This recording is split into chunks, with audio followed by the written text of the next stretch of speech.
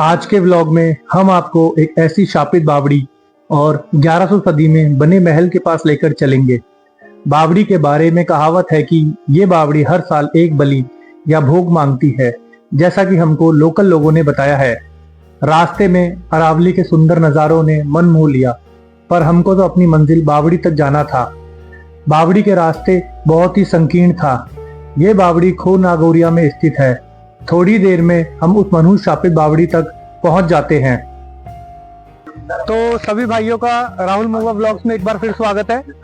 और आज हम लोग जो है वो खो नागौरिया में आए हुए हैं और यहाँ पर एक जो प्राचीन बावड़ी है और एक ऊपर जाके एक क्या बोलते हैं उसको किला भी है, तो वो हम आपको दिखाएंगे। ये प्राचीन बावड़ी है जो राजा जो हुए हैं यहाँ के खोगंग, इसका जो पुराना नाम था वो खोगंग था।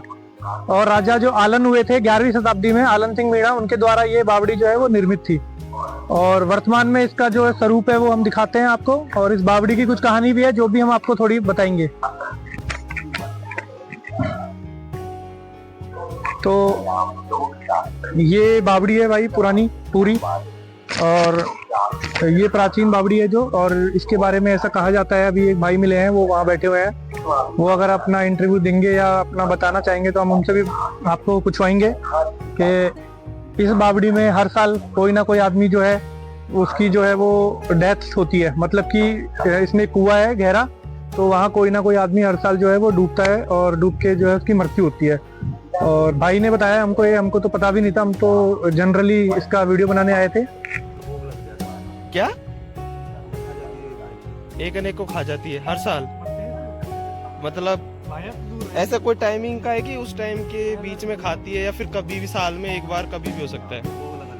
तो ये कितनी पुरानी बात? अनुमान के अनुसार कुछ यहाँ के लोग, मेरा बचपन देख लो, आपका बचपन, पहले से देख रहा हूँ। उसके बाद नहीं, मैं यहाँ पे कुछ आप सुन रहे थे, यहाँ पे मैं मम्मी भैया बचपन।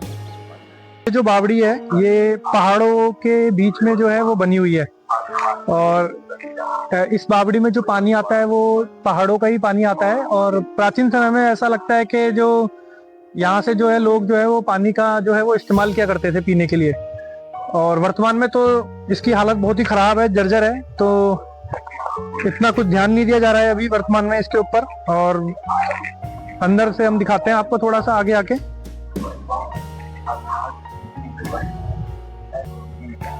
और ये इस तरह की ये बावड़ी है, और अभी भी इसके अंदर पानी भरा हुआ है पूरा।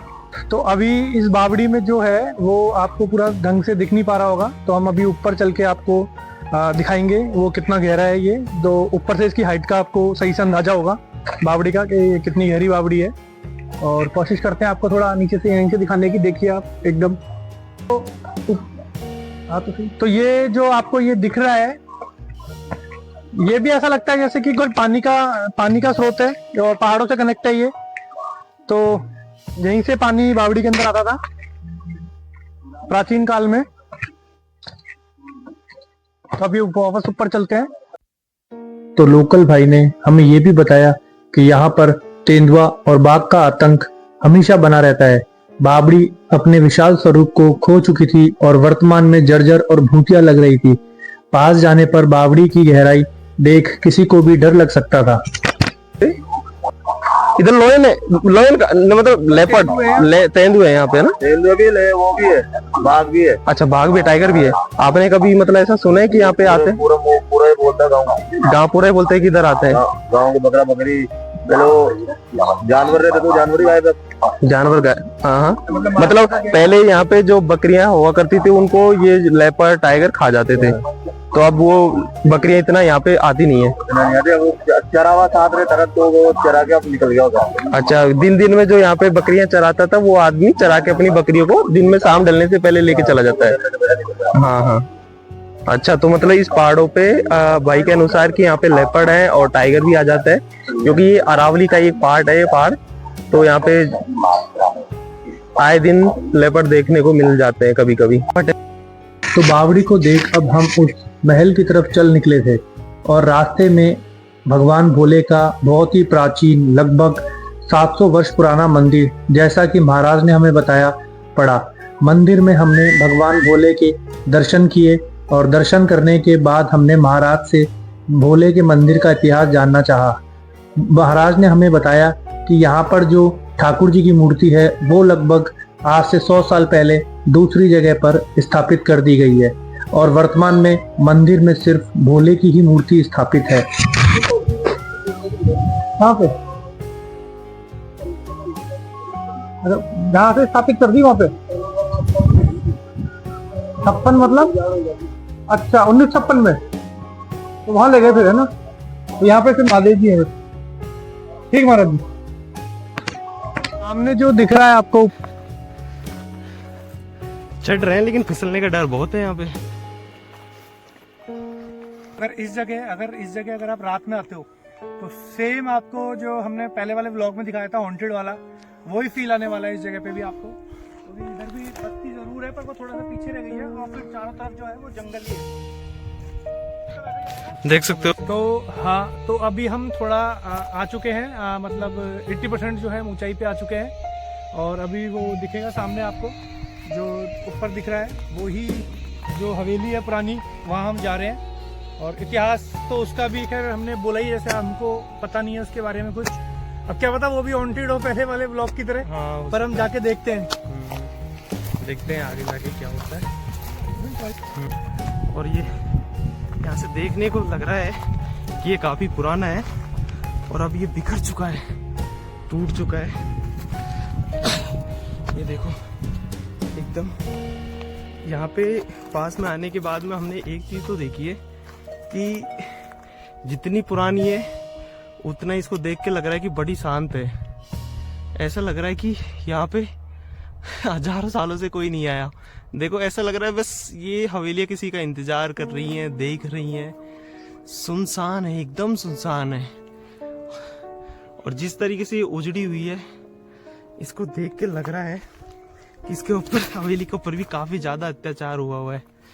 गाइस फिसलने का बहुत ज्यादा डर है। एक तो इतिहास जो होता है वो लोगों को पता होता है और कुछ का इतिहास जो होता है वो जो प्रकाश में नहीं आ पाती हैं लोगों के, तो उनका इतिहास क्या है, दब जाता है। बाकी कहानी हर हवेली की जरूर होती है, उसके पीछे किसी के पीछे अच्छी और किसी के पीछे बुरी, पर जो हवेलियां ज्यादातर जो है पुरानी जो खंडरों में तब्दील हो गई हैं, उनके पीछे बुरी ही कहानियां हैं।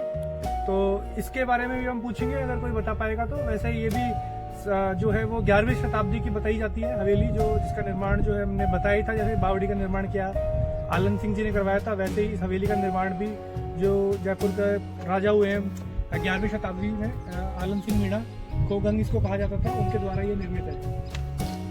चलो अब आपको अंदर से दिखाते हैं कि कैसा इसका अंदर का व्यू है। अंदर वैसे इसमें इतना कुछ है नहीं खास बड़ा, और छोटी सी यही है, इतनी बड़ी है नहीं। ये देखो, ये इसमें छोटा मोटे कमरे हैं।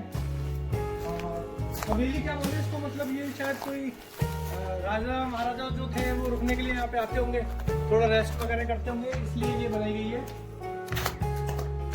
ये देखो गाइस, ये कमरे बने हुए हैं, शायद आपको दिख रहा हो अंधेरे में। ये देखिए आप अंदर से पूरी टूटी हुई है और बहुत ही, ये भी अंधेरा है इसमें भी। और ये कमरा यहाँ पे बना हुआ है।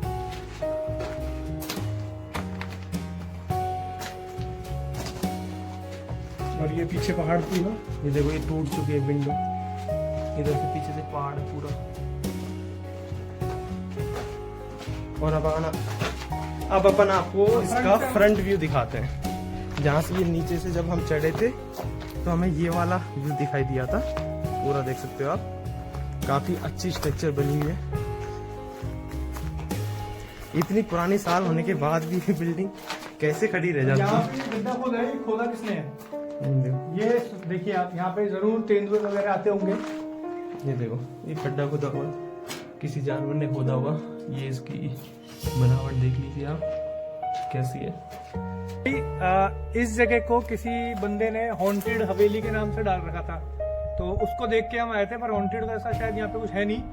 बाकी वो जो बावड़ी वाली बात हमने बताई है वो बिल्कुल सत्य है। वहाँ पर हर साल किसी ना किसी इंसान की डेथ होती है, तो खो नागौरिया के अंदर वो बावड़ी है। और आप अगर कभी आते हैं तो उसमें हमारा तो ये विचार है कि आप उसमें ना उतरें और ना नहाएं। और यहाँ पे आप विजिट करोगे तो आपको वो भी, वहाँ भी आपको नीचे देखने को मिल जाएगी बावड़ी। तो आज के हमारे व्लॉग या कहें हमारी यात्रा का अंतिम पड़ाव एक जलपान की दुकान थी। वहां पर हमने जलपान किया और अपने गंतव्य स्थान हमारे घर की तरफ निकल पड़े।